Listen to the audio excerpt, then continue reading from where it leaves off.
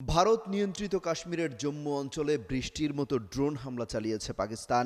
রাতভর টানা হামলায় দিশেহারা অবস্থা হয়ে যায় ভারতের। ব্ল্যাকআউট করে দেওয়া হয় একের পর এক শহর।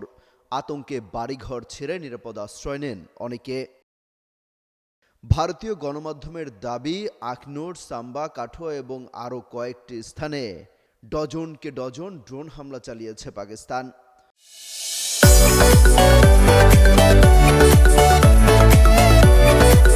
বলা হচ্ছে পাকিস্তান জম্মুতে লয়টারিং মিউনিশন দিয়ে ড্রোন হামলা চালাচ্ছে।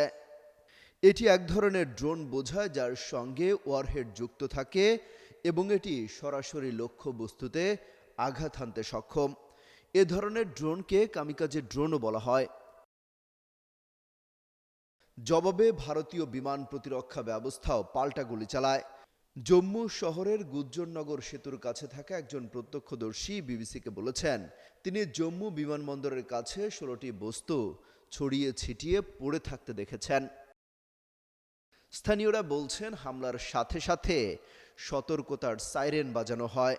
এ সময় গোটা শহর ব্ল্যাকআউট করে দেওয়া হয়, যেন পাকিস্তান থেকে ছোড়া মিসাইলকে ভালোভাবে শনাক্ত করে তা ভূপাতিত করতে পারে ভারতের প্রতিরক্ষা বাহিনী। এই হামলার ফলে এখন পর্যন্ত কি পরিমাণ হতাহত বা ক্ষয়ক্ষতি হয়েছে তার বিস্তারিত তথ্য পাওয়া যায়নি। তবে নিরাপত্তা বাহিনী এলাকায় তৎপরতা জোরদার করেছে এবং ঘটনার তদন্ত চলছে বলে জানায় নয়াদিল্লি। ভারতীয় সেনাবাহিনী বলছে, জম্মুতে প্রতিরক্ষা ব্যবস্থা সক্রিয় করা হয়েছে। S-400 দিয়ে প্রতিহত করা হয়েছে পাকিস্তানের সবগুলো ড্রোন এবং মিসাইলকে। কিন্তু ভারতে আসলে কতটা ক্ষয়ক্ষতি হয়েছে কিংবা কোনো হতাহত আছে কিনা তা এখনো জানা যায়নি।